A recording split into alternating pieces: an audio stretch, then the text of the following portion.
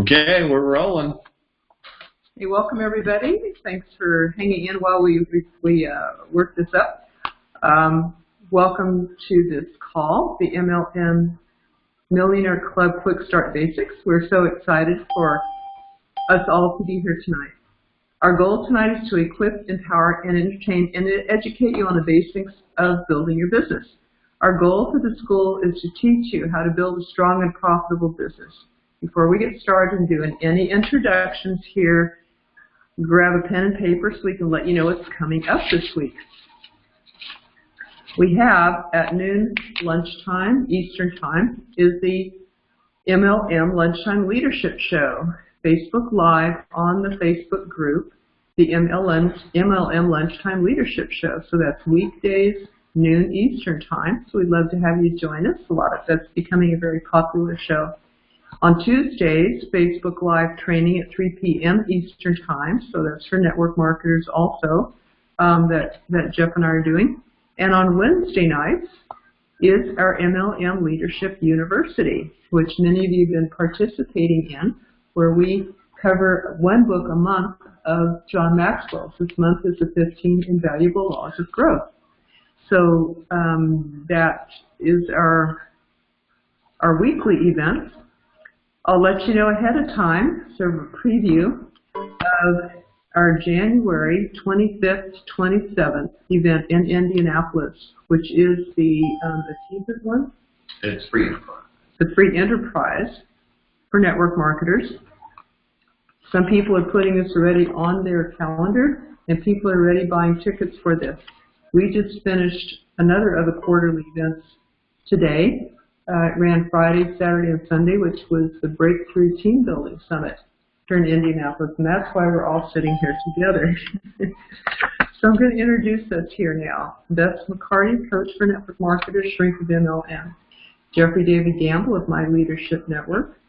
And Brandy Kemper, also part of the team, especially the internet marketing part, also naturopathic doctor, as is Jeff. So you guys have so many titles, I don't know which ones to say. I'm just Jeff. Jeff. And we partnered to bring you this generic training, Quickstart Basics for Network Marketers, based on the 10 core commitments, every Sunday right here at 9 p.m. Eastern Time as part of the school. Our purpose is to help people grow, to educate, empower, and equip entrepreneurs, and create independent servant leaders and raise the bar in this profession. Now, John Maxwell says, master the basics, then practice them every day without fail. I had to grab that quote when I read it in our 15 Invaluable Laws of Growth, because that's what we're doing exactly here. Master the basics, not just hear it once, but we encourage you to stay with us for a year to really master and go deep. The 10 core commitments are getting started right, be here a year from now, personal development, market daily, present daily, attend a weekly presentation, attend a weekly core training like you're doing tonight, and attend the monthly regional, attend all company conventions, and the monthly action plan. So that includes the 7 skills that Eric already teaches, which is finding people, inviting, presenting, following up, signing them up, training them up, and getting them to events.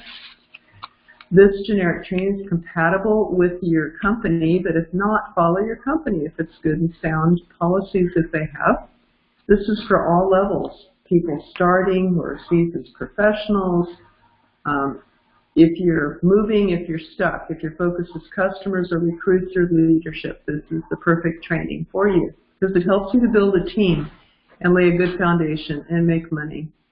It's all the important stuff that you need to know. It's what we call it the basics for you to get going and get your team going. So this group is where you connect with people and interact and make friends along the way, and also very much helps you to stay on track. We repeat the 10 core commitments every 3 months, so that you can attend for a year and do 4 sessions, 4 series of going through these basics, and we have a certificate for every time that you do that, every level, all 4 levels that you do that. So we ask you to keep track of which ones you attend, including hearing the replays, because we award certificates when you complete all 10. And when you've done with that, please message Bess McCarty, and we will have a certificate for you. And then you can start round 2 to get that second level certificate and so on. So message me each time you've completed one of the 10. These 10 core basics have been proven for decades. The fundamentals that you need to know in network marketing.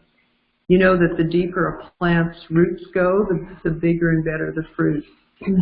And so that's what we're doing here. We've gotten just huge testimonials from people. We have people here from 5 countries now. I'm using your methods to just hit a new rank. I wasn't able to rank before, and now I have. Eye-opener, so well presented. So those are some of the comments that we've been getting. We go for 90 minutes, and then we have question and answer time and interaction time during that. So you may want to turn off all distractions, give us your full attention, because you may get $1 million idea. You're bound to get a lot of ideas, but there might be one that really means a lot to your business and helps it really to take off. So if you have a question, come up, comment, takeaway, make a note of that, because we'll at the end of the 90 minutes, we will turn that off, turn off the recording, and have this open conversation where you can ask these. And turn it over to Jackie. Okay, guys, hopefully everybody can hear us clearly. Rich, shake your head if you can hear us clearly, because I can see you on film. He says yes. So I appreciate everybody for jumping on. We got a bunch of people here from different places. Hopefully you have your pen and notebook available. But let's just run through this 10 core real quick. These are the 10 things. These 10 things are not necessarily in any specific order, but the order in which they're easiest to be able to present. Number 1 being, getting started right. The key to getting people started right is doing something that anybody can do, something that's so simple a new person could go through very easily. We talked about this at the event. A lot of people get started and they say, okay, we need a list of 100 people. We need a list of every single person you've ever met in your life. We need to write them down. Well, think about how long it would take if we went through your Facebook page, if we went through your Instagram page, if we went through your Christmas list, if we went through, your Rolodex, if you still have one of those, if we went through your PDA, if you still have one of those. It would take a long time. Sometimes it would take weeks just to compile all that information. That's not necessarily getting started fast. But if I say, hey, here's what we want to do. I want to teach you basically how we're going to contact, how we're going to invite, how we're going to present. And basically what I want to do is this. Here's what you're really trying to get done. You're really trying to present to 10 people as fast as possible to get this person, one person. My objective is to help them recruit one person and or sell their first customer, a product and or service, depending on, what business you're in. At that point, you have somebody who now went from basically the highest level of anxiety and the highest level of ignorance, and they go from anxiety to excitement. And when people are excited, their belief goes up. And when you recruit somebody for them and their belief goes up, now we can sit back down and do a second game plan. The second game plan is, hey, let's get to another 10 people and or now let's talk about, the rest of what we need to do, getting them to a bigger event, getting them, moving in another direction. So you just want to make it so ridiculously simple to get them started that they really don't have to learn a bunch of stuff. They don't have to take a class. They don't have to take, 25 lessons. They don't have to sit and watch 14 videos to get started. They can just be like, okay, I get this. We're going to contact, we're going to invite, we're going to present, and here's the thing, when you're new, I'm doing the presentation. So whoever the upline is, I'm going to do the presentation for them. Why? Because sales is a transfer of belief. Recruiting is a transfer of belief. And the newest person necessarily doesn't have that belief right away. So you really want somebody there to do that for you if you happen to be in a company that will allow that. Now, here's the thing. I'm not going to be with you on Monday night when you're out showing the plan. I'm probably not going to be with you on Tuesday night, and I'm probably not going to be with you on, well, I might be with some of you on Wednesday for Leadership University, but I'm not going to be with you out showing the plan or presenting your opportunity. So what you want to do is you have to decide, is there somebody in my direct line of sponsorship that can do this presentation for me, or do I have to learn it? Now, here's the thing. If you have to learn it, the very first thing that will set you free in the business is that you take 100% responsibility for your business. Plain and simple. If you take 100% responsibility for your business, you will learn the presentation. And we're going to talk here tonight about that presentation, but let's move on to the second step, or the second core. The second core from outside of getting somebody started right and getting them the first person is staying in at least for a year. Now, there's a difference between staying in for a year and actually staying in for a year, showing up, doing something. Let me give you an example. There's a lot of people, and I mean a lot of people, come January, which is just like a few months away. I know that's crazy. October, November, December, January. So like within 90 days, the gyms and the clubs of the world are going to be packed. They're going to be packed. Packed with what? People with great intentions. Great intentions of losing weight, great intentions of lifting weights, great intentions of, aerobic and cardio and, burning off some fat. And by the way, if you don't know what sweat is actually what comes out of the body when fat is crying. I heard that from a friend. So if your fat is crying, you will be sweating. That's how he justified making it work for himself. I don't know. He's like, man, I made that fat cry today. He's like, the whole shirt was just nothing but tears. It was really funny, but I mean, I was like, man, that's a great way to look at it. It's, sweat is when fat cries, and it smells bad, because you want to get rid of that. I was like, okay, that makes sense. But good intentions. People have these great intentions of actually going to the gym. Well, what happens is some people somehow relate the fact that they've had a gym membership for a while to it not working. And what I mean by not working is they've paid their membership dues, but they've never been in the club. They've never lifted a weight. They've never gotten on a machine. So the objective isn't to just pay for the club. What is the objective? The objective is to go to the club. Now, there are some people who just walk in the door and walk around. You know what I mean? They'll go, they'll put on their new shoes, and they'll put on their new workout pants, and they'll put on their new workout shirt, and they'll put on their new workout gloves. And then they do this. They stand by the cardio machines, or they stand by the weights, and they flip through their phone, and they watch a video, and then they walk around and talk to a friend, and then they walk to the front desk and talk to the front desk, and then they walk to the back, and they talk to the person in the back, and they'll talk to a trainer, and they'll see a couple friends, and they'll be like, man, I've been here for 2 hours. This has been a great workout. And then they go home. And I kid you not, some people justify this. Worse is I've actually seen people, and this is funny because Brandy, you might even be able to tell the story. There was a guy that they were watching, and she's like, go watch that guy. And this guy literally, well, do you want to tell the story? Yeah, I'll tell the story. It was actually my friend who was a trainer, and I was actually giving him a really hard time about this. And I'm like, you cannot be making fun of these people. You are a trainer. You're supposed to be encouraging them. He's like, no, you really do have to watch this person, Brandy. I'm like, okay. So we're watching him. This kid who is about, I say kid, but he was probably about the same age as me. But I was watching him. He's about the same size as me, and he was, I'm guessing he was doing deadlifts. And he kept putting these 45-pound plates on the bar and loaded up the bar all the way to the very end. But each time he put another plate on both sides, he would then go and sit and text on his phone and then come back and load up more plates. And I'm like, what is this guy doing? And then once they were all full, he started taking them off and then repeating the process. And we're like, what is this guy doing? Then these two girls come along. They're like, oh, my God, you're so strong. Like, oh, my goodness, this must have taken forever for you to be able to do. And he's like, yeah, I've been working out for quite a long time. Me and Cameron are about to drop dead laughing. I was like, oh, my God, I don't know whether to laugh. I'm like, he's either a genius or I'm like, if you're trying to pick up girls at the gym, I guess that's one way to do it. But he was definitely not lifting that weight, but it was just funny to see. So there's some people who, they'll go and they're really not there to work. They're there to kind of play around. There's some that go to socialize. And guys, there's nothing wrong with going to the gym to socialize. Don't get me wrong. And then there's some, like I had a good friend that was, she was a bikini fitness competitor, and basically she wore headphones and she wore a hat, and the hat was down so low you couldn't see her eyes like where I'm at right now, and the entire gym session was like this. I mean, she was so focused. It was almost like the blinders on a horse-driven carriage.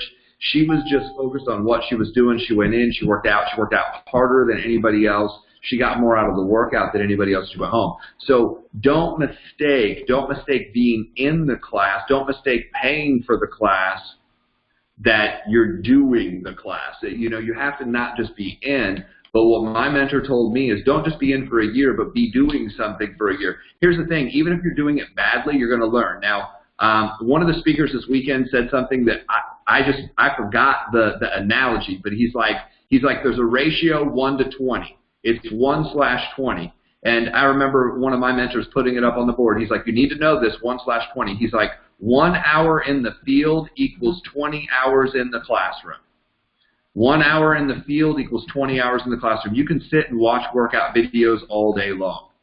And you can learn everything you think you know about working out. But I'll tell you, you go in the gym for 1 hour and work out, you'll learn more picking up the weight, physically picking up the weight and figuring out how it works than you will do anything. So with that, we'll move on to 3. And it's really weird. There's like a light right here, so if I lean over, it looks very ominous.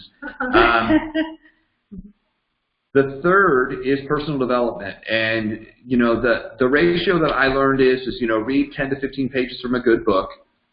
We were taught listen to about 30 minutes, but what we were initially taught is listen to 1 cassette tape a day.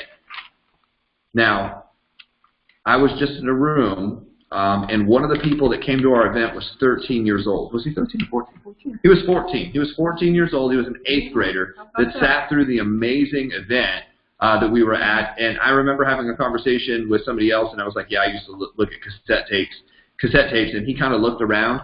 And I remember having that same feeling when my parents talked to me about 8-tracks. And my parents were like, oh, yeah, you know, I had that same feeling when, you know, their parents, which was my grandparents, talked about the music that they were talking about. So it just, you know, generation by generation, that's just how it works. But a tape was approximately 1 hour. So what I grew up on was basically 1 hour a day listening to a positive attitude, people skill, and or person in your company building, talking about what to do. Now, the great thing is now we have YouTube. You can go on YouTube 24 hours a day, 7 days a week, except for like earlier this week, it was down for the first time I've seen in years. It was down for like 14 minutes, and people lost their mind. They're like, oh my gosh, I can't get on YouTube. And I saw CNET, and I saw CNN, and I saw NBC, and I started getting all these messages. Oh my God, the world's ending. YouTube is off the air. And it was back up in like 15 minutes. So watch 1 positive video. Now, if you can't watch it, listen to it. If you can't watch and listen to it, the best is to watch, listen to it, and take notes. Honestly, that's the best. So what I do is I started listening and watching to these people who are great in the industry. If you don't have anybody off the top of your head to start with Jim Rohn. Jim Rohn probably has 15,000 hours worth of stuff online that you can start listening to. And honestly, it's really cool. The older it is, the older you find it, the better it is. Like I went back, when I first started listening to Jim Rohn, he had white hair. And then I went back far enough that not only did he have hair, he had white hair, and then it turned colors. And he was really, really young. Like I found something that was like one of his very, very first trainings. And then he referenced a guy by the name of Earl Shoaff, and I listened to an old Earl Shoaff. And they didn't even have video of that, I don't think, because video even existed when Earl Shoaff did his presentation. And he was talking about just coming out of the war. And I was like, oh my gosh. And I don't think he was talking about World War II. I think he was talking about World War I. So it's really cool. And, you know, he talked about The Stranger's Secret by Earl Nightingale. And it's amazing stuff what you can find on YouTube. You can go all the way back and listen to some of that. You can listen to original Les Brown. Nowadays, if you want motivation, I would suggest Eric Thomas. I mean, I can go on and on with some of the great people, great motivators that now are out there. But some of the classic people to get the bass down, a John Maxwell, get the bass down. Tony Robbins has hours and hours. But what I did is I started listening to stories of people who made it in the business. That was the main thing that I listened to. Stories. Now, a couple of the #1 money earners ever of all time said the stories will do 80% of the work for you. And what he means by that is the stories itself of these people succeeding will actually help you figure more things out than the actual skill of what to say or what to do. It's really the belief that it can happen. So that's what number 3. Number 4 is market daily. And there's a couple different things you want to know about marketing daily. The #1 thing is you want to basically be putting a message out there. Hey, do me a favor. I want to get a hold of you. I want to share with you what I'm doing. So if you run into the right person, you could refer them to me. I started doing internal marketing and external marketing. External marketing is trying to find somebody new to actually present to. Internal marketing is people you've already presented to and sending out maybe a positive message every day. This is Attraction Marketing 101. Attraction Marketing 101 is you are sending out a consistent message that people like, that people share, that people remember. That's as basic as it gets. The easiest way I found to do that is to put up quotes and or stories and or jokes and or sayings from the positive material you've already listened to. So think about this. If you're doing step 3, which is personal development, and you're reading a little bit and you're watching or listening to something and you're actually taking notes on either one, then when it gets to market daily, all you're doing is transferring the information that you watched or listened to into a post on Facebook. Hey, I just read quote of the day. Quote of the day, this is what I read. Quote of the day, this is what I watched. Quote of the day, this is what I heard. Quote of the day, simple. It's what I saw, it's what I read, it's what I watched. Does that make sense? That is market daily. Number 5 is what we're going to talk about tonight, is present daily, and we've got some stuff there, so we're going to move on. Go to an opportunity meeting. That's number 6. An opportunity meeting weekly. You want to show up. You always want to be on time. You want to show up enthusiastic. You want to show up and be there. You want to be there for a year. You want to make sure it's known that that's the foundation. Now, if you don't have a meeting in your area that you can physically go to, show up to one online.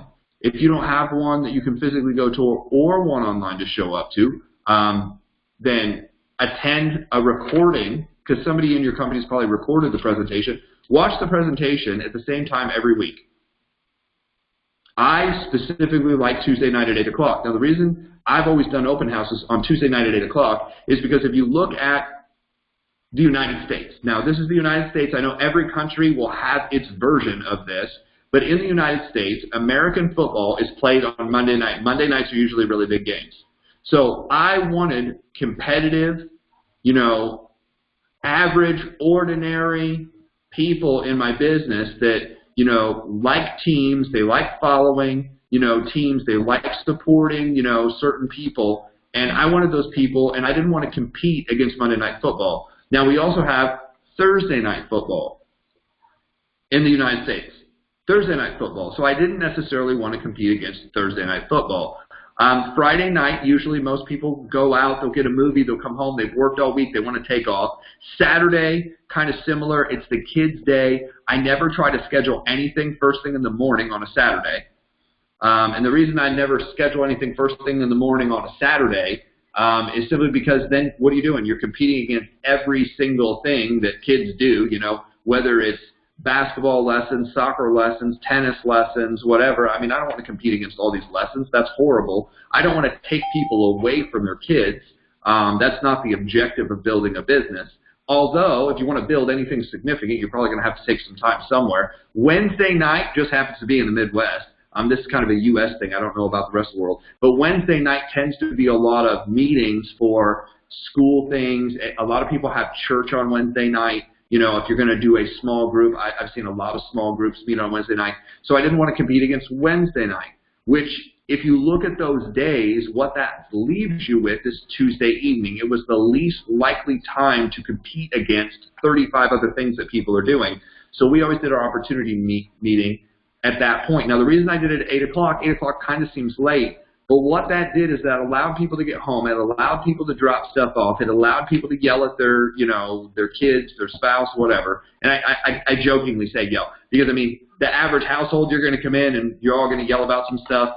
That was just our household. I don't know about your household, but we all yell about some stuff.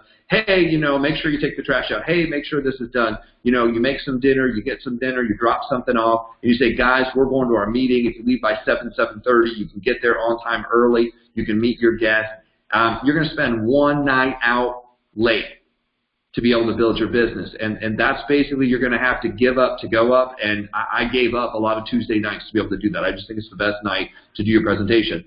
Then I would attend a core training. Now, some core trainings are live. Some core trainings, when I first built the business, we did it every Tuesday, every Thursday. Eventually, we got to the point where we were like, that's a lot for people to handle. Some companies still do it. I'm not against that. What I did is we started doing the trainings all via a place like this, because then what we could do is we could have one person speak, we could record it, and then people could watch it throughout the week. It was just the most convenient way to build it. So that's 7. 8 is we had a regional once a month. Again, I don't like to compete against people Saturday. If people work Monday through Friday and they go to church on Sunday, not everybody goes to church, not everybody goes to the synagogue, not everybody goes to the mosque, I know that. But for those people who do, I didn't want to compete against, the one day that people have to sleep in, the one day they have to mow the lawn, the one day they have to work on the house, the one day they have to work on the yard, the one day they have for their kids. I didn't want my team to miss every basketball game, every soccer game, every ballet, every kids thing. Every once in a while, it's the only option. So what I did is I put all of our events, our regional events, I always did them later on Saturday, like date night. Because if it's a business, I want to treat it like a business. If it's the most important thing, watch this, if it's the most important thing, it's usually done later in the evening. It's on Saturday night. Like a concert, you're not going to go to a concert at 10 a.m. in the morning. That's weird. People are like, what? Yeah, Jay-Z, he's playing at 10 a.m. in the morning in New York City. You're like, no, he's not. It's 10 p.m. In fact, the later they come on, usually the more popular they are and the more the tickets cost. Isn't that true? I mean, the Rolling Stones, who I think Mick Jagger was 70 when he actually sang here at the Indianapolis 500 about a year ago. A friend said it was the best concert they ever went to. He was 70 when he did that. They didn't even come on stage until like 9:15, and people are like, oh my gosh, I can't stay up that late. I'm like, you're 35. Drink, drink, I don't know. Drink whatever you need to drink. Water, hopefully. But, stay up, take a vitamin, take some minerals, eat some spinach, Popeye it. I don't know what you need to do, but you need to stay up. Go get, I say Red Bull, but I hate Red Bull, so there has to be, I have a 5-hour energy, that's bad for you too. They're all bad for you, different version, but whatever you got to do to stay up. If Mick Jagger's 70 and done, but his body, what he's done over the years, and he can stay up and still sing for 2 hours, figure it out. With that being said, that's the regional event. I was taught to do one of those a month. Go somewhere where somebody's training live and figure it out. And then you have the corporate events. The corporate events, to me, were the big, huge conventions. That's where you're going to take a Friday, Saturday, Sunday. A Friday, Saturday, Sunday, quarterly. Some people have it once a year. Some people have it twice a year. Some people have it quarterly. In the businesses that I've been in, they did it quarterly. And we went to a quarterly event about every 90 to 120 days. They put on a weekend event to basically inoculate you on everything you need to know in a weekend. Everything you need to know. As much as you can. And what happened was we would come out of that weekend and you'd run pretty solid for about 60 to 90 days, and then they have another one to recharge, if that makes sense. So that's 9. Number 10 is basically a map, a massive action plan. So what you want to do is you want to actually calculate out, build your business by the numbers. Track it. Build your business by the numbers. If you don't know how many times you presented, if you don't know how many people you contacted, then what you're doing is you're building your business like a garage sale. And if I say, this is just the way I look at it, if you build your business like a garage sale, expect garage sale money, right? You spend $10,000 on stuff, then you put it in the garage sale for a nickel. You know, I mean, some people build their business like that. Now, I'm not suggesting that's how you should do it, but I feel a lot of people kind of build their business this way. Is they're like, well, I did a party at my house, you know, I tried to put out some street signs the day before, and, you know, Wednesday night or Thursday night we're going to do our home party and, you know, explain this to some people, and, you know, we spent about 32 seconds thinking it through, and we threw some masking tape with pricing over the stuff, and, you know, and then we just wung it. There was no real presentation. There was no real, you know, we just threw stuff out, and we had some cookies and juice, and we tried to sell some stuff, and nobody came and nobody got in. I'm like, that sounds like a garage sale. Not a good one, but that sounds like a garage sale, right? But if you build a business, you can do it by the numbers. So that's kind of that's what I was taught to do. So I was taught these 10 things.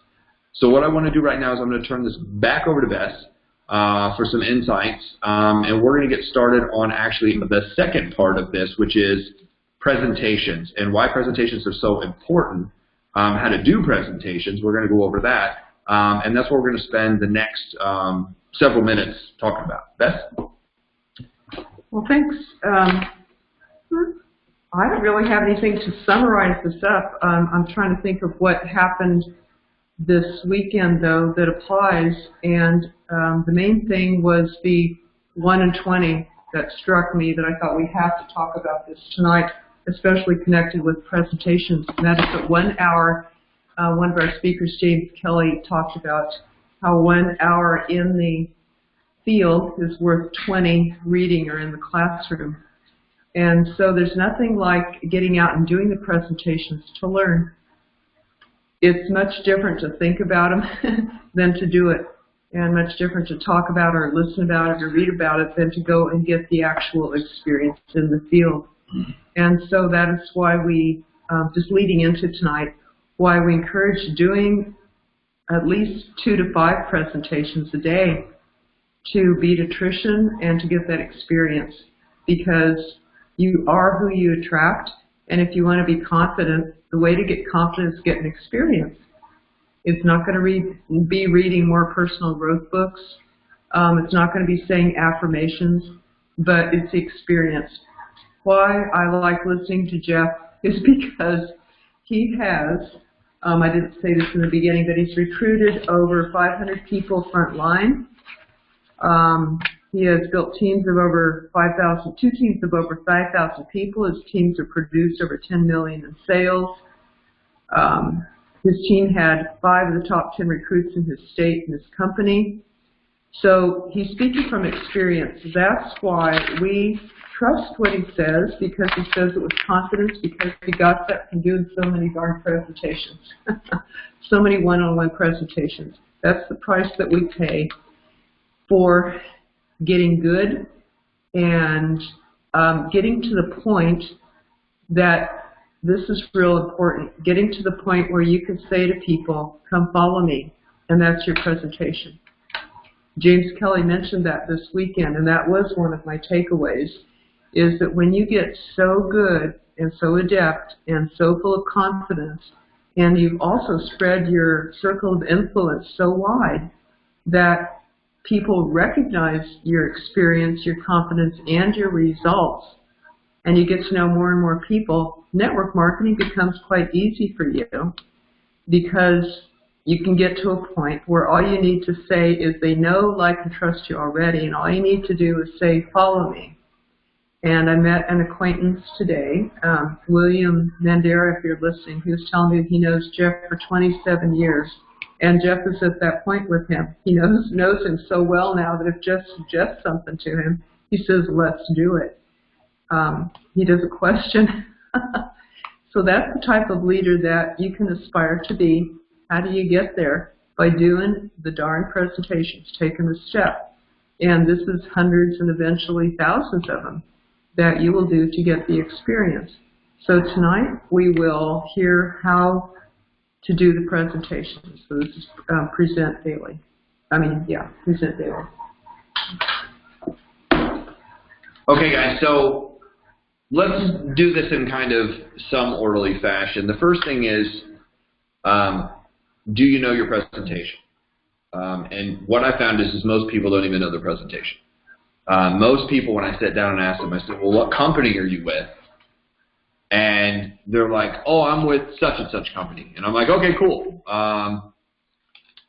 You know, do you know your presentation? And they start out like this. Well, I kind of like the business because, you know, it had X, Y, Z, and, you know, and my friend called me and they told me about it, and I used this, and, you know, and I was in this before, and I was in another one, and then that person called me, and, you know, I don't necessarily like this or like that. And basically their presentation is doing this.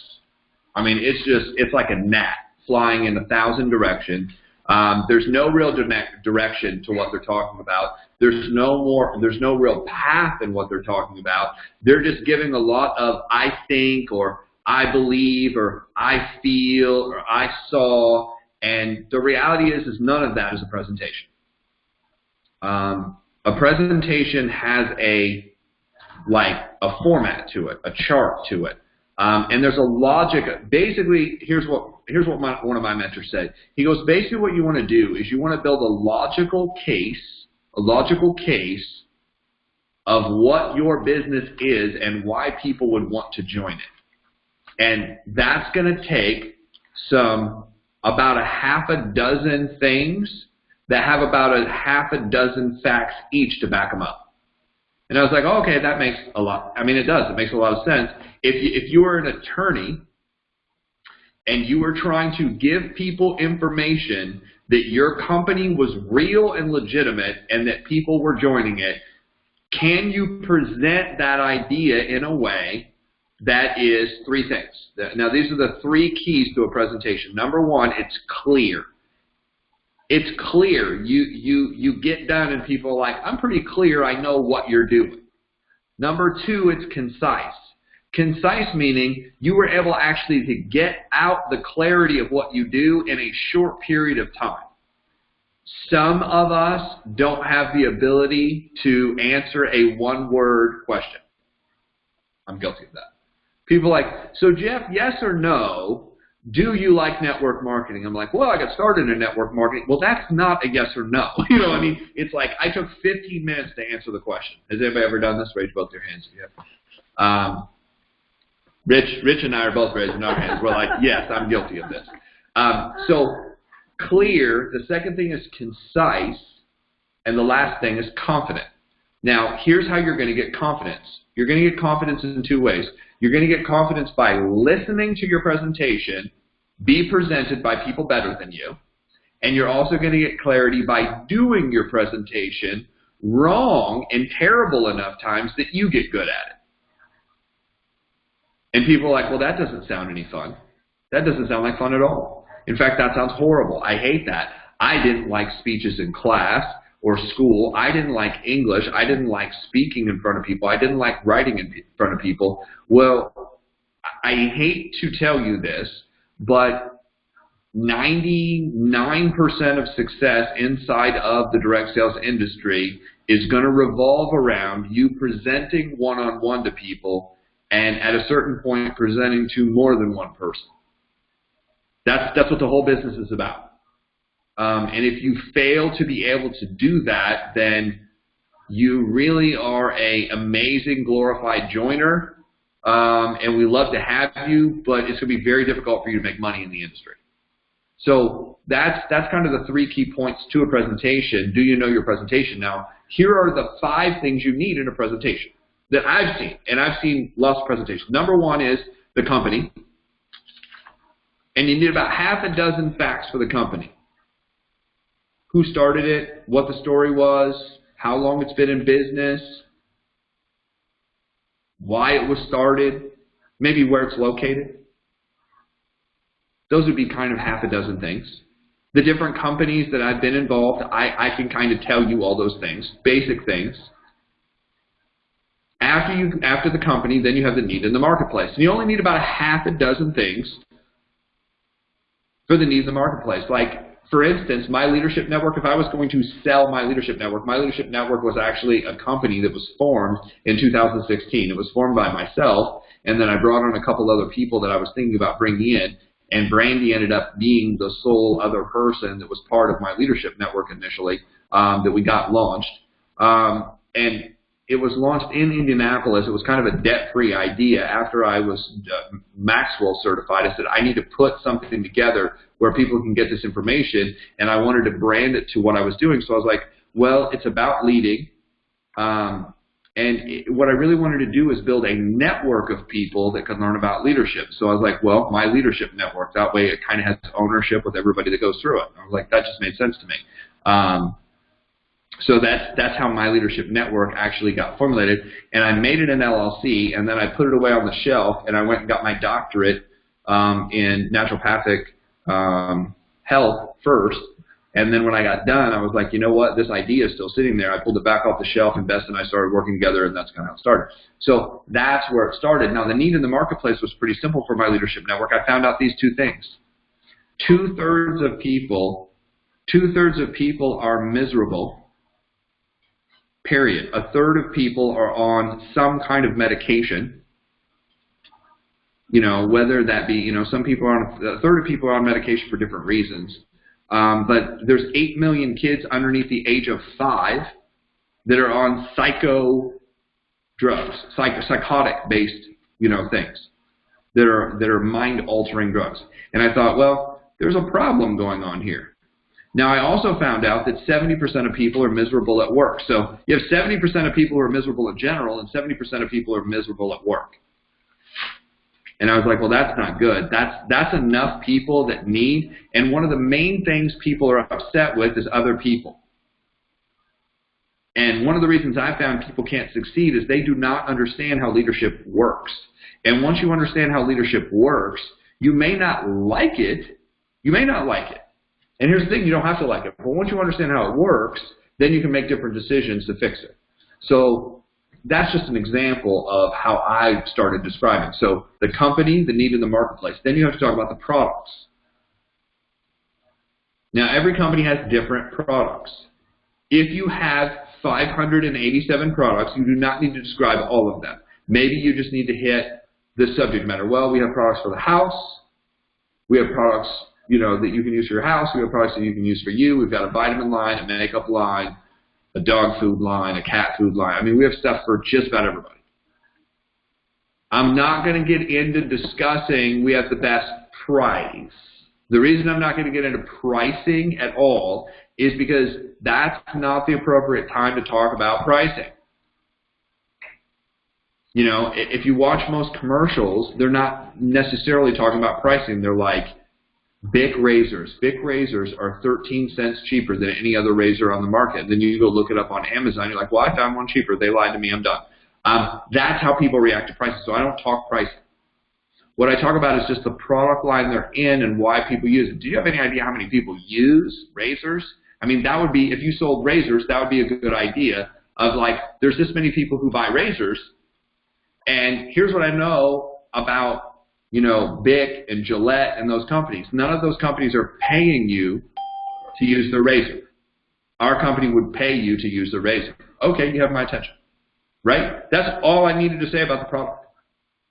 Now, we might have laser cut razors that were built by some doctor, that were farmed out of some certain material out of Wakanda, and they're made out of, you know, tanzanite.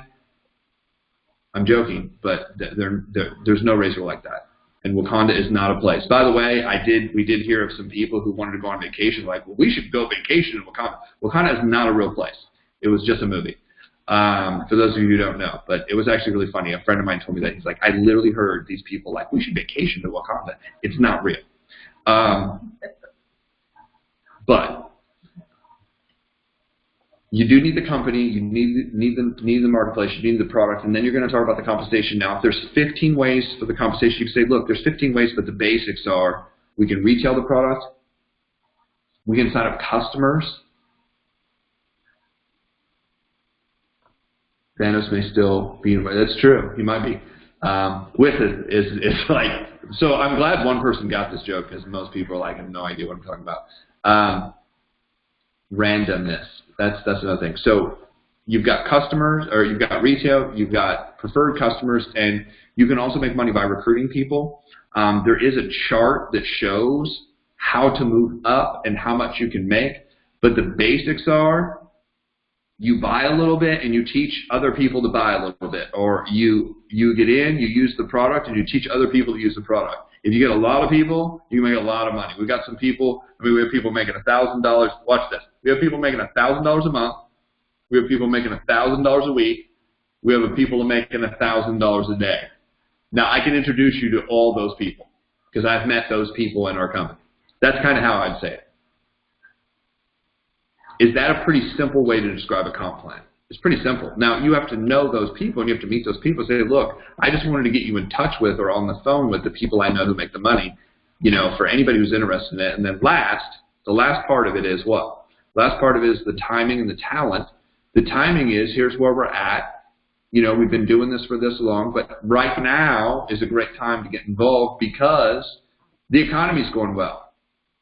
Right now is a great time to get involved in direct sales or network marketing, especially in this company in particular, because the market's going so well right now. It's great to build, watch this, it's great to dig your well before you need the water. Have you ever heard that?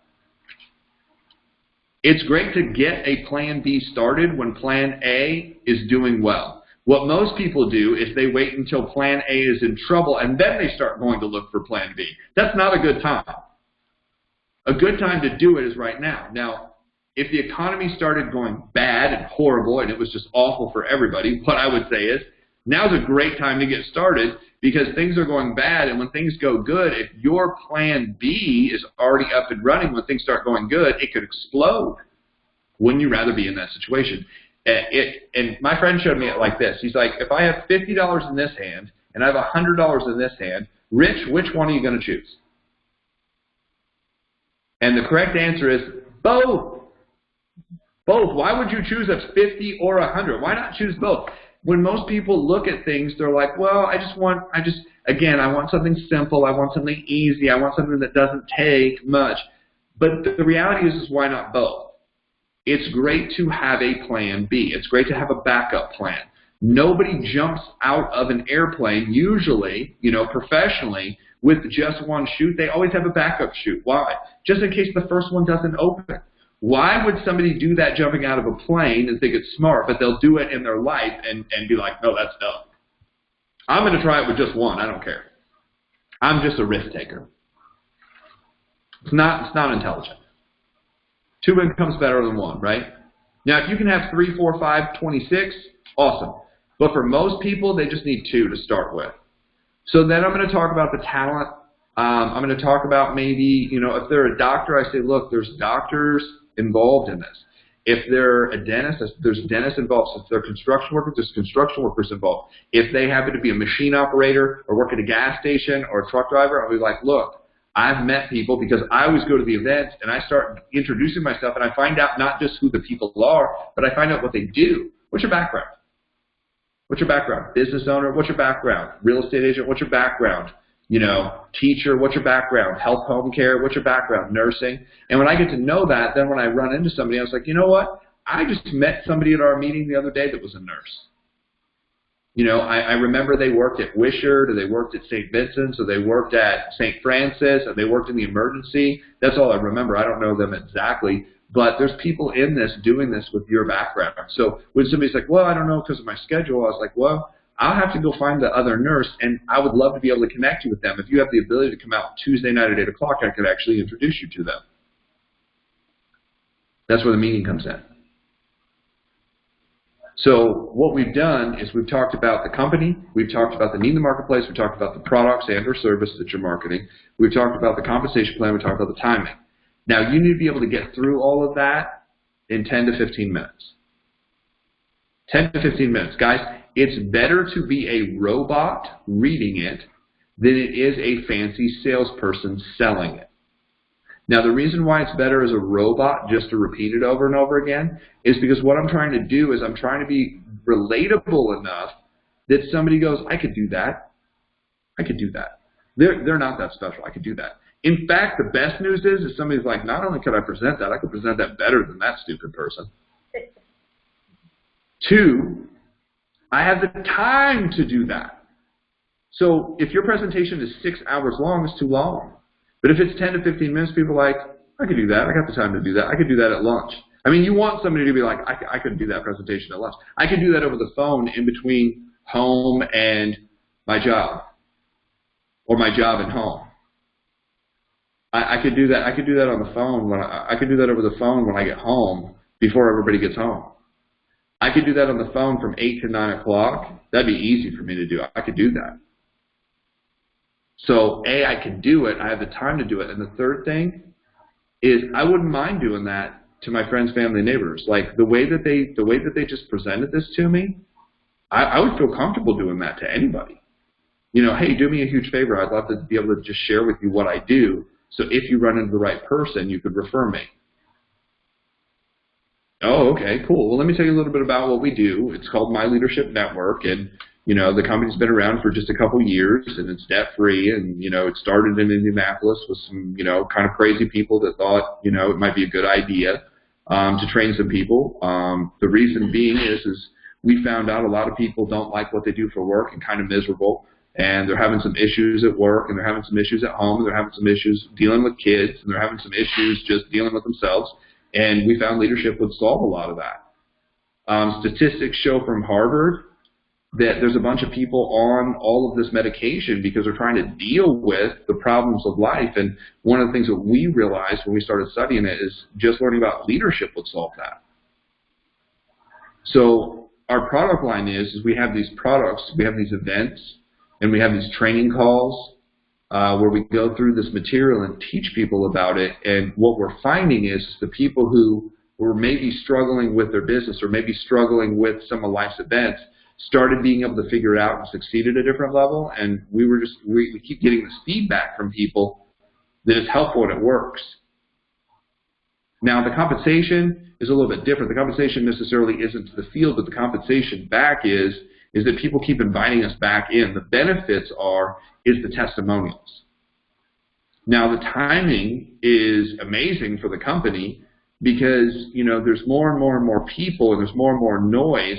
So this is a great way to reach people one-on-one. This is a great way to reach people via the internet. And there's never been a better time to be involved. Now, obviously, you guys can't, I mean, you're part of what I'm doing, but I'm just using My Leadership Network as an example of a presentation. And that's what a presentation would look like. The conclusion is, if you want to be involved in what we're doing, if you want to be involved in My Leadership Network, you know, it's pretty simple. You can be involved on a couple different levels. You can be involved as a spectator, and you can cheer us on. And if you run into somebody who's in direct sales, you can lead them to us. If you're already involved in direct sales and you're totally cool and you're like, I already know everything you're doing and I know how to do it, I've read all the books that you've read, and I've already, you know, I'm working with a mentor, cool, then you don't necessarily need us. If you ever run into somebody, you could refer them to us. And then there's certain people that are like, man, that sounds really cool. I'd love to get involved in that. How do I do that? And at that point, I could hook you up with Bess, and Bess could send you a link to the rest of what we're doing. And if it looks great, we'd love to be able to help you out and work with you. That's basically what I did is I took My Leadership Network and just as a presentation, as an example, it's not really something that you can get in to build, but we're building to support and help all of you. So that's the presentation in a nutshell. First of all, you have to know the presentation. Then you have to do the presentation in what? A clear fashion where you have clarity, in a concise fashion where it's short enough where people can get it, and then you have to do it with confidence, because the confidence is you could be like, look, I'll be honest, I'm not a business person at all.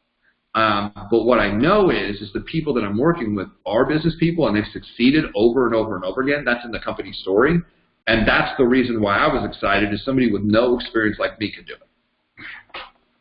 That is a better sale. That's honestly a better sale than trying to tell people how great you are. It's a better sale. Hey, I've recruited 500 people. That's not relatable. But like, hey, I don't have any experience doing this. You know, I didn't even like sales. But what I found is the people that I'm working with, and the system's so good that I've even met people who have less talent than me, and I have very little talent, and they're able to do it. And people are like, well, I didn't think you were that bad. It'd be better for them to think that than me say how great I am and how awesome I am and everything like that. That's not relatable. That's not going to recruit a lot of people. So now that we know kind of what to do, how to do, what it looks like, then we get into the work ethic. If you can do that presentation, now you got to go out and present, right? The first people you're going to present to are probably going to be friends, family, and acquaintances. And there's two ways you can go about presenting to them. You can go with the idea that you're going to try to go get everybody. And that's, everybody does in the beginning. Everybody screws up, and you try to present it in a way that you're trying to literally, like, hunt people would be the best way to say it. You're going out to hunt people, and you're like, I'm going to get them. You know, I don't care. I'm going to say something. I love, there's a comedian. He's like, have you ever done that? You walk in and you're in Starbucks, you're like, I'm going to do it. I'm going to do it. I'm going to say something. I'm going to say something to these people. I'm going to say something. I'm going to say something. I'm going to say something. Okay, look at my phone, read my quote, listen to my quote. Oh my gosh, they left. Oh, well, that's good. Now I don't have to say anything. You know, you kind of build it up. So I've seen some people that go after it and they make it such a big deal. And because they're trying to convince people of the information, this becomes difficult. Presenting isn't difficult if you're just reading it to them, but it's getting them to listen in the proper mindset to be able to listen to you. So what I found is there's a certain saying that I gave to Bess that I've taught to thousands of people, I guess, across the country, is do me a favor. Do me a favor. What this does is this takes all the pressure off the situation. Do me a favor. I want to tell you about what I'm working on outside of my normal job, outside of my career, outside of my 9 to 5, outside of what else I do all day, which is nothing. You know, depending on what your background is, I want to tell you what I do outside of sitting at home watching TV. So if you run across the right person, you can refer them to. That's the psychology. The psychology is I'm not asking them for any type of commitment. I'm not asking them to buy anything. I'm not asking them to join anything. The only thing I'm really asking them to do is, if you run across the right person, could you refer them to me? And most people are like, sure, yeah. Because what you did is you told them what you wanted up front. And when they know all you want up front is just a referral, it takes the pressure off. Now their brain isn't going to, they want me to buy this, they want me to join this, I better make a decision really fast because they're going to ask for money at the end. They're going to whip out an application at the end. They're going to whip out a set of knives, or they're going to whip out Tupperware, or they're going to whip out, you know, makeup, or they're going to whip out whatever crazy stuff is out there. And I better come up with an excuse right now. I don't have time to do this. I don't have time to get in this. I don't have time to whatever. But when I say, hey, I just need a favor, I just want you to hear about what we're doing. So if you run across the right person, you can refer them to me. And they're like, yeah, cool, what are you doing? I said, well, I actually got involved with this company that's been around for 30 years. And they've been, you know, amazing in the field. It was kind of a crazy story how they started. The guy got into an accident, and he started doing some research, and he found that nobody had this. So he decided to, over about a 20-year period of time, create this program and this product line. And now the product line's out. The reason the product line's out is because people need it. And there's this many people who need it in the marketplace, and there's this much money being spent on that need. And then we get to the product itself, and here's what the product is. It's these 5 things, you know, these 5 things, these 5 areas that we cover. And they also have this add-on thing. If you want to, you know, they also market these other products, you know, just in case if you need those. And that's what we market. And then we're looking for, outside of customers, we're looking for people who are actually looking for more money. A couple different ways to make more money. You can A, sell it retail. You can B, sign people up as preferred customers. You can C, you can actually build a team and a network out of this and make some pretty significant money. I mean, probably not day one, but you can build up and make some significant money over time. The timing behind this is amazing. And here's kind of the timing behind it. Here's the talent behind it. Here's some of the people. Here's some of the money that's being made in the industry. And at the very end, I say, so now that you know what I do, you know how I do it, is there anything else, you know, now that you've seen what I lost track of my thought. Now that you've seen what I do, A, could you refer me somebody? And B, would you have any other interest outside of, you know, just referring me? Do you have some personal interest in it? And if they go, oh yeah, I kind of do have some interest in what you're talking about. I said, okay, is that the business, or is it more the product line or service that we have? And I just kind of or both. And they'll say, oh, it's both. And I say, okay, well, on a scale of 1 to 10, 1 being, you know, you just want some info, or 10, you're kind of ready to go. Where are you? And then I get them the info. My goal is just to get them the info. And basically from there, let them make the decision. So this is a method of educating them until they want to make a decision. And I've told people flat out, I'll be real honest, I don't even ask people to sign up. Like, I don't. I'm like, you're going to have to tell me you're ready. I'll just keep inviting you to the event and keep giving you the information. I don't care. People are like, well, don't you lose people doing that?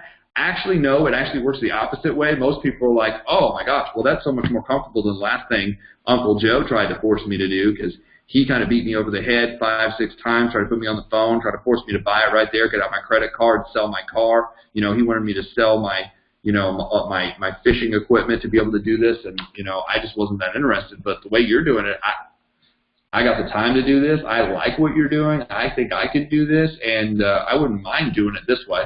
Okay, cool. I said, well, we have an event this coming Tuesday. I don't know exactly where the next event is, but I know it's this coming up Tuesday. Hold on one second.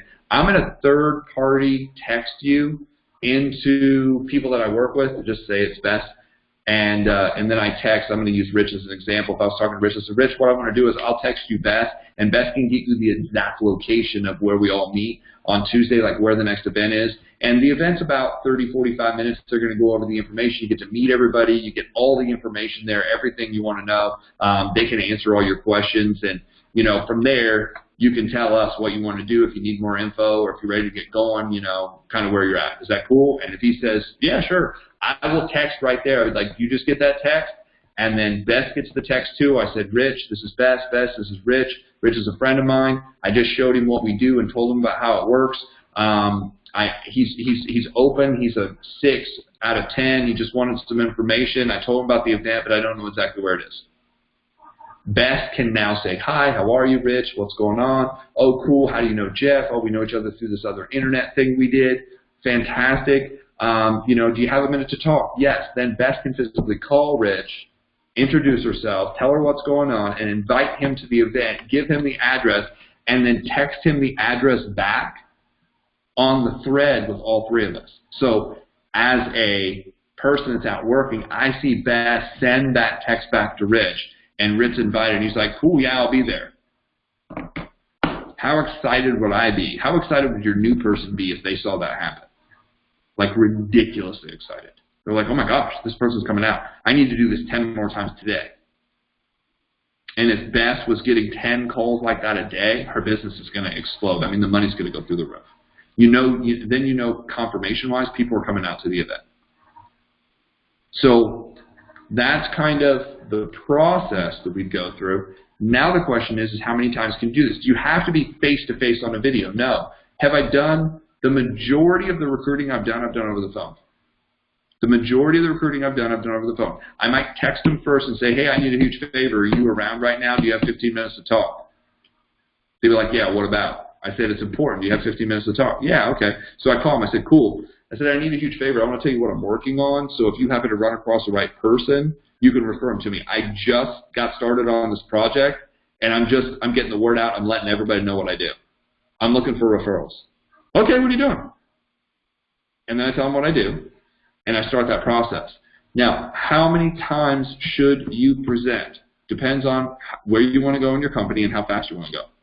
What I've learned is there's basically about 5 speeds. There's 5 speeds in network marketing. Speed number 1 is great intentions. Great intentions are, I have great intentions of getting this started, but I'm doing nothing. I'm not presenting at all. But I have great intentions of doing it. What I can say is just hang in there long enough. Hang in there long enough until basically you either get inspired enough by the stories or pissed off enough you've seen enough people pass you. Because one of those 2 things happens. If you stick around long enough, you will either learn enough to take off or you're going to get so mad that you see this person that you think, that guy, that lady is going to make it, and then they take off and you're like, oh my gosh, what's wrong with me?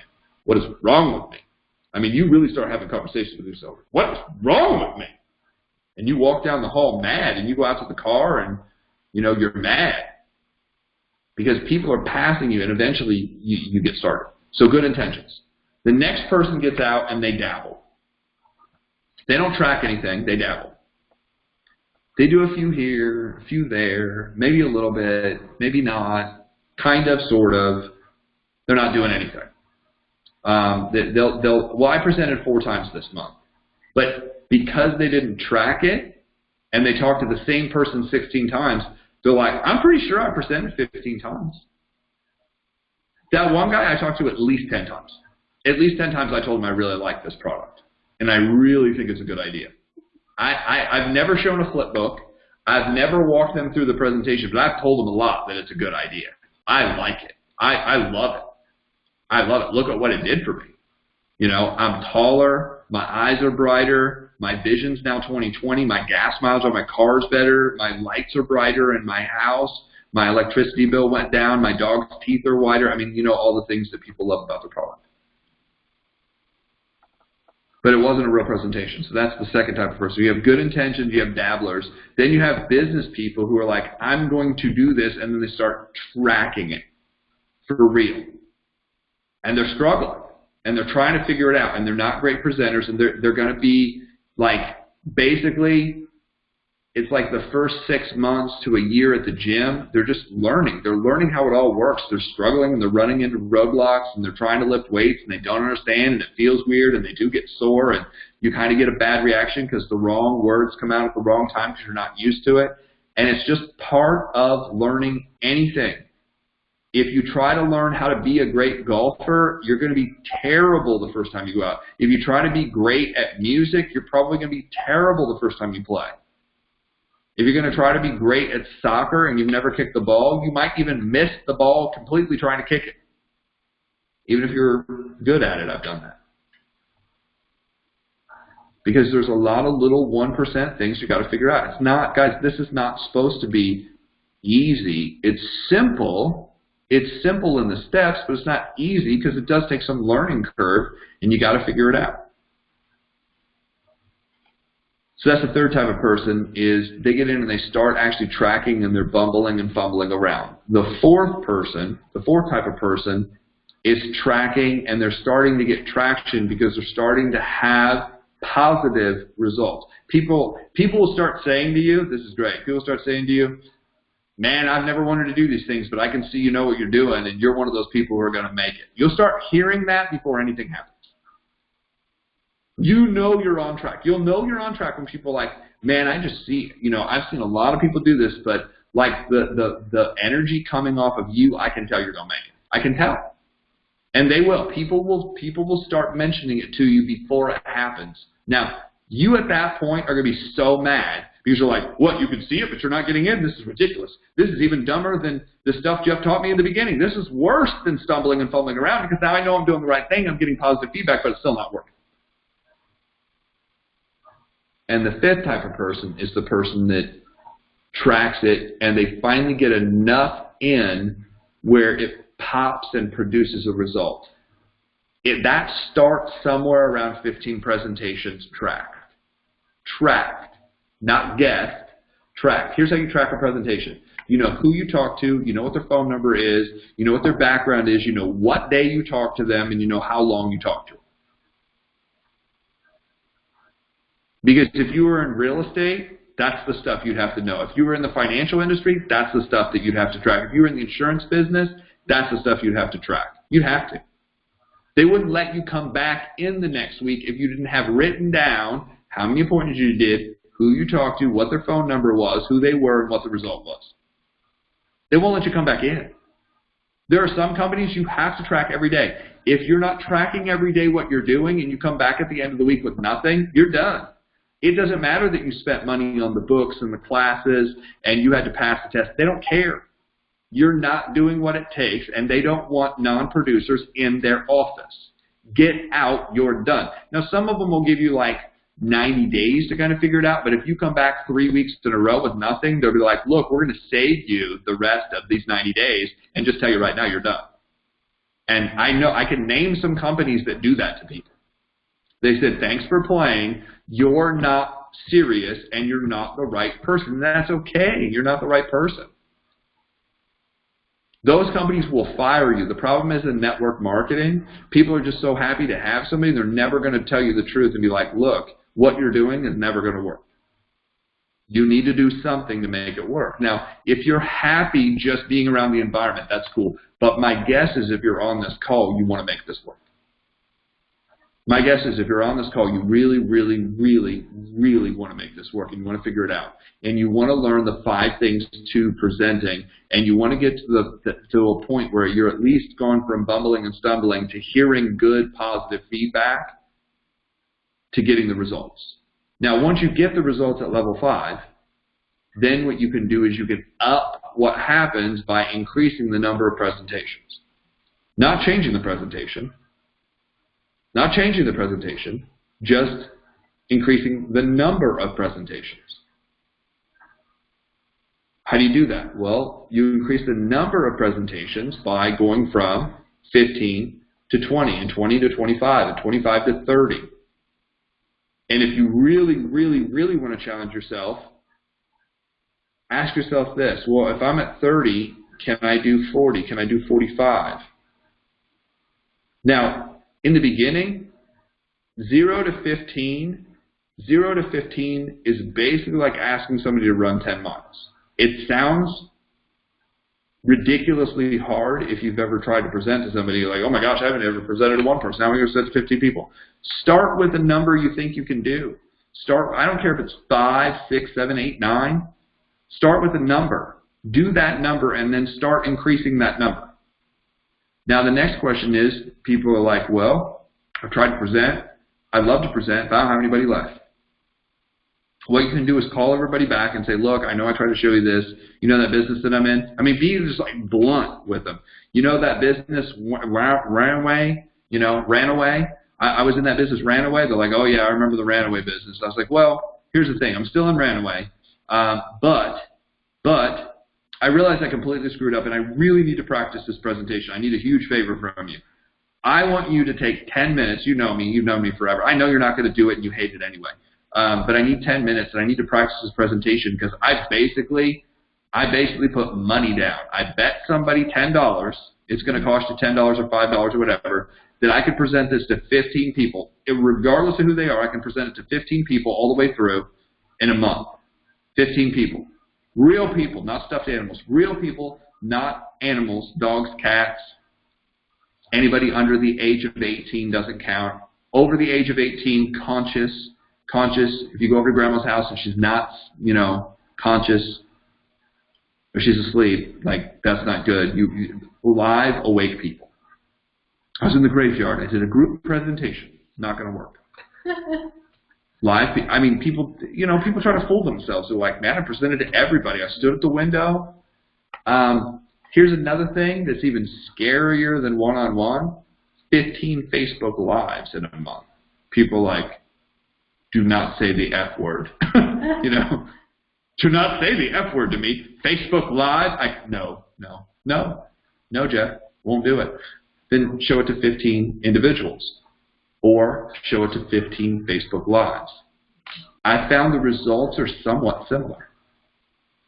In fact, you might do better on Facebook Live. Why? Because your reach is much farther than the one individual. You go from 15 to 30, you're getting really serious. So I was taught crawl, walk, run, race. Crawl, walk, run, race. Crawl is 15. If you're crawling, you can crawl from here to the end of town. It's going to take you forever. And that's basically what 15 presentations will do. You'll be moving, but it'll take you a long time. Walk, 30 presentations. Guys, people walk from, I mean, you can walk from your house to Florida if you're already in Florida. Now, if you're in Australia, I don't suggest you walking to Florida, right?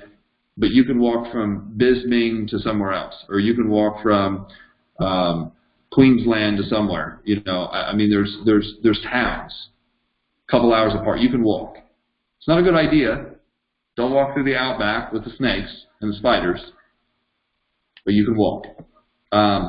Just don't walk across the ocean because that doesn't work out real well. There's one guy in history that I know that pulled that off, and you know, nobody says. So you can walk. Running, you can run, but you can't run for a long time, right? You can run for about 90 days. Some people could run for 6 months. But that's 45 presentations. And race, you're probably only going to be able to race for about 90 days at a time, sometimes only 30 days at a time. But that might be enough to kick it up to where you need to be, and that's 60 presentations plus. And what's ridiculous is that's only 2 presentations a day if you're doing 30 days. Some people in some businesses have to present 3 times a day or they're fired. I mean, imagine if your network marketing company called today and said, guys, we just want to let you know, if you do not present twice a day, 5 days a week from now on and report it into the computer, we're taking the opportunity away from you. Like all distributors, all reps, everybody's fired. You're done. Yeah, I mean, if you're not doing the work, you're out. I mean, imagine having to make that decision. If you heard that right now and you had till the end of the year to mentally get ready, and January 1st you had to start doing that, that's a good way, that's a good visualization to start planning out what you would do. Because some people are like so lackadaisical about figuring this out that they really don't have a deadline on it. Imagine if your company called and said, guys, you have till the end of October to basically figure out how to present to 2 people a day, 5 days a week. If you don't have 40 presentations in at the end of November, the opportunity is going to be stripped from you. Your number in our computer is going to be deleted. We're sorry, but we're only going to be working with people who are serious. I was with a company that didn't do it that way, but they said if you want to be on the leadership call from now on, if you want to be at the leadership meeting from now on, you cannot walk in the room. You cannot walk in the room without 15 presentations being done. And we need their name and their phone number and when you showed it to them. And you had to turn it in. And if they called them or text them and found out that you just wrote down a bunch of names and numbers, I mean, it's kind of done on an honor system, but if they ever checked on it, you just didn't get to come back to the leadership meeting because nobody wants to be in a room of liars. I mean, that was strong. And here's the thing. There got to be so many people showing up because obviously when people were really doing it, the business exploded, right? There was all these new people. So all these new people wanted to be in the leadership meeting, and it grew. And they said, you know what? We need to move it from 15 to 20.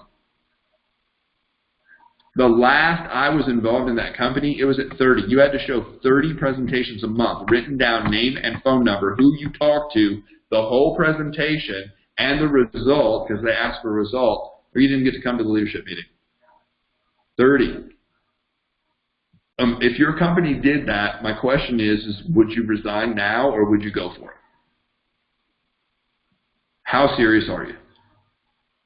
Now, here's the thing. Bess and I and Brandy aren't going to fire anybody, and Bess and I and Brandy aren't going to make you do anything. What we want to do is I just wanted to present to you, oh wow, I need to close this down. We wanted to present to you how to make this work. And I'm going to plug my computer in or we're not going to have a presentation at all anymore. Hold on a second. Okay, I'm going to jump in here a second and say this would really bear repeating and seeing the replay. Keep it simple. Some of you have had questions or asked us for feedback about your 10-minute presentation.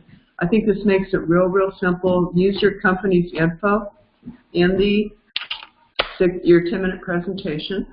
Do not mention company rank titles or product ingredients or any of that stuff.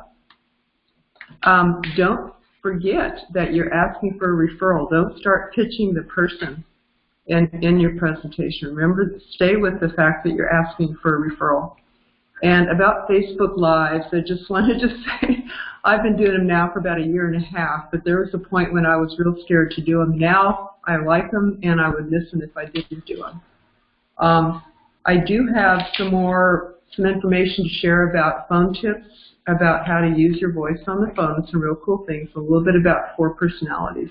But before I do, Brandy, would you like to comment on anything for tonight? As far as the presentation, a lot of people, when I talk to them when they're first getting started, they're like, well, Brandy, I'm just not good at the presentation. You're going to get better. And the more you do them, like I said, the more you do them, the more you're going to get better. And don't worry about messing up on the presentation when you're first getting started, because if it's too perfect, you're not relatable. Because sometimes when you're too perfect, people are like, well, I definitely can't do that because I'll mess up the whole thing, especially on the Facebook Lives. I'm not going to lie, I was terrified of the Facebook Lives because I'm a perfectionist. I liked being able to record it, kind of look at it, and be like, okay, I don't like how I did that part, let's redo it. The Facebook Live, it was up there, and I couldn't take it down. I probably could, but it defeated the purpose. So I kind of had to get over that, but as you start getting more comfortable doing them, it does get better. But heck, I've been doing this forever, and I still mess up on my Facebook Lives every once in a while, or heck, I'll be like, oh, look at that. Because, like, my cat walks in the office and, like, runs all over my desk, and I'm like, thank you, dear. You just tipped over all my notes. Thank you. So, but it's just, it makes you more relatable to people. So don't be afraid to get out there and start doing it. Or heck, I love Grant Cardone. He's like, when I was about to present and over the phone, I would actually practice it a few times before I actually got on the phone with the person, just so that way it was fresh in my mind. And he's like, I would do this every day on the way to work or every day before I started doing a presentation. He's like, I wanted to be comfortable with it. And you can practice those things too, and it really does help. Cool, thanks very much. And you can catch some of Brandy's and Jeff's Facebook Lives on their page. Well, mine too, on all three of our pages. Get an example of that. Would like to share with you some really cool tips about how to use the phone. I'm going to read this through, just contemplate, pick out a few tips you might like to use, might stick out to you. Don't worry about taking really great notes about this because I'm going to share a lot of things real fast. And I have an infographic that I will send out as a handout with a replay tomorrow. So thank you. So don't worry too much about taking notes. But these are very interesting things about the phone. This is from research has shown these facts to be true. That this is from an infographic called Phone Tips to Influence People Over the Phone. So these are facts that go on whether we're conscious of them or not, and it might help you to make a better phone presentation because probably most of them will be over the phone. So 5 things to know is, number 1, be enthusiastic, be eager to discuss. Number 2, be patient, be ready to listen. Number 3, have passion, love what you're talking about. Number 4, confidence, be comfortable sharing your views. Number 5, humor, smile, because that shows up over the phone. If you close your eyes right now, you might be able to tell that I'm smiling versus if I'm not smiling. You can hear the difference. You can record yourself and hear this too. 5 things to do before you make a call. Define your purpose, what you want to achieve. Of course, if it's to present the 10-minute presentation. Prepare your questions. What do you want to ask? Prepare your answers that might be likely needed. Practice. Record your voice and say, is this pleasing? Do I like this person? How does my voice sound? Is it clear? Does it sound good to me? And then lastly, visualize. Rather than talking to a disembodied voice, you can look at their or someone's photo and imagine you're talking to that person. I do have a technique of pulling up their Facebook picture and their Facebook profile photo and looking at that as I speak because it helps me to come across, connect with the person better. A couple secrets. Smile, like we were saying, that changes the tone and provides reassurance. And here's the fact, it's harder to say no when you're smiling. So if you can encourage your listener to smile or use a little humor, they're less likely to say no to you. Most powerful voice tools is pace, volume, tone, clarity, and smiling. Never apologize or be apologetic when you call somebody. Well, I hope I didn't interrupt you, or do not come across apologetic. Act as if you're doing them a favor, because I'll tell you, you really are. You're offering them gold options for their life. Convince. Gestures change your voice. So even if they can't see you, like we're on here in the video, If you use your handset without a mic, you can make gestures, and that changes your voice, doesn't it? You can hear the difference. Remember this. This is very interesting. The message is 55% body language in our communication. 38% is the way the words are spoken, and only 7% are the words. Did you get that? That communication is 55% body language and 38% the way the words are spoken. Isn't that amazing? So for us people who like, for me who like to get the words so right, I've had people say, heck, I don't remember what you said, but I sure liked it. I've been told that after a talk. So again, they'll join you even more than the facts or anything. 3 forms of non-communication that influence people are nonverbal sounds like laughing or sighing or gasping, and the way of talking. We can pause. We can put a stress on a word that influences people, and also our facial expressions. If they can see your face, it would be your smile or your frown. Posture. Let the mouthpiece be at least an inch from the phone, if it's your phone or what. An inch from your mouth if it's your phone or whatever. Sit up straight, because that affects your tone and your volume, more than if I'm leaned over, right? If I'm sitting up straight. And here's another funny one, dress up. It makes a difference in the confidence that comes across when you make your calls versus if I'm in my jammies. 3 script tips. Avoid cliche sales phrases that turn people off, and use vocabulary you naturally use, so you're more natural. And try not to read your presentation. You can read it. We'd rather that you read it than... It's better to sound like a robot when you're reading your presentation over the phone than to try to puke a bunch of information onto them, because since you are explaining it over the phone, it is a little harder to catch rather than having the presentation in front of them. It's just a lot easier to follow, because the less that you say over the phone, the more that they're going to be able to understand. Mm-hmm. And 3 characteristics. Number 1, be friendly, which is polite and engaging. Number 2, be succinct. As Jeff was talking about, be concise and clear. So it's simple and easy to follow. Don't confuse people. Don't mess them up. Don't get off track. Don't give them too much. Don't overwhelm them. Number 3, be accurate. In other words, coherent and tell them enough. Also, listen. 3 tips under that. Do not interrupt people. I've been guilty of that. I have to watch and say, let them finish. Do not interrupt. Number 2, reflective listening. Saying, I see. Yes. Reflection. And number 3, get rid of the background noises. Don't be typing, rustling, having the background TV on or something like that. This is just phone common sense, right? That little things that can make a difference with you and your prospect. The pace. Mirror the listener's pace.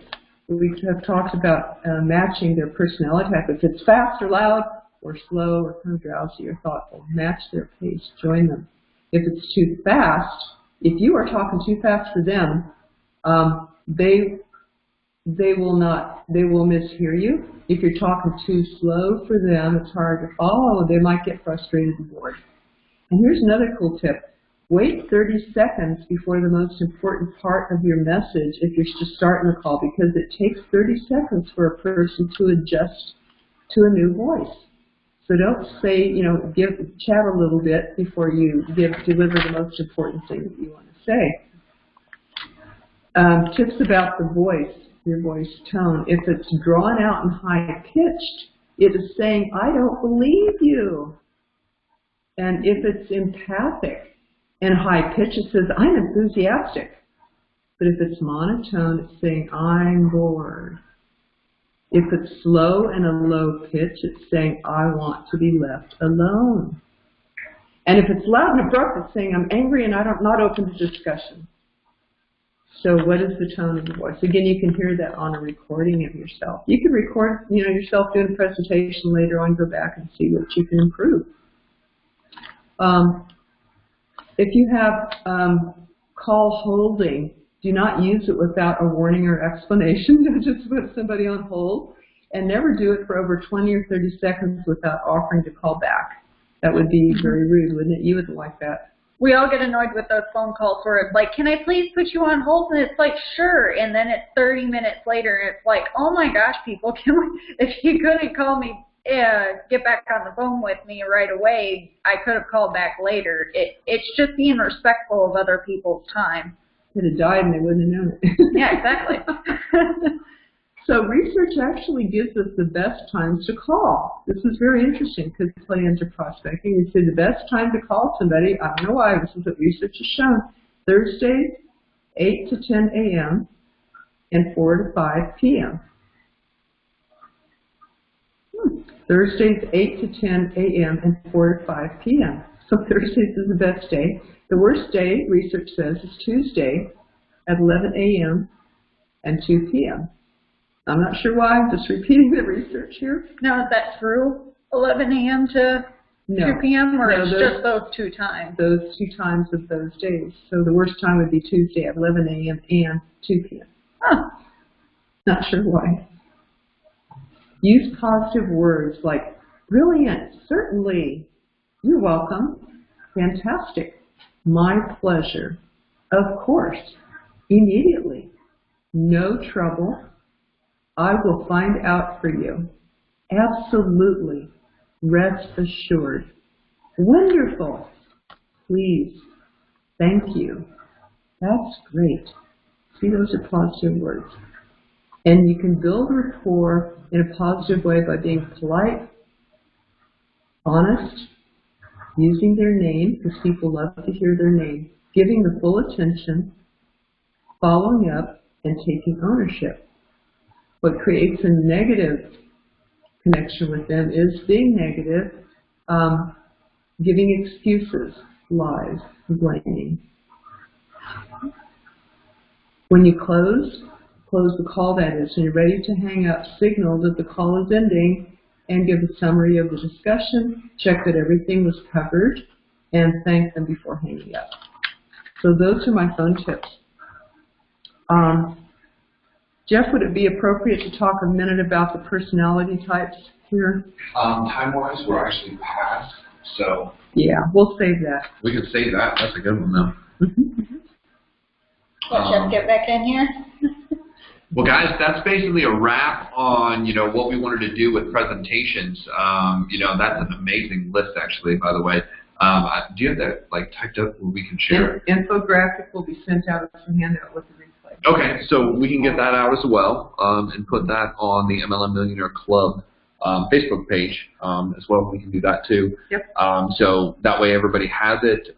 We appreciate everybody for joining us. What we want to do is we're actually going to open up the line right now because some of you might have some questions, some concerns.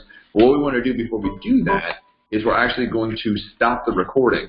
So if you need to go, no problem. We appreciate it, but we're going to stop the recording at this point. Thank you so much for attending lesson 5, basically, or the 5th core presentation, and we're going to open it up and see if people have some questions and some concerns or anything we can talk about.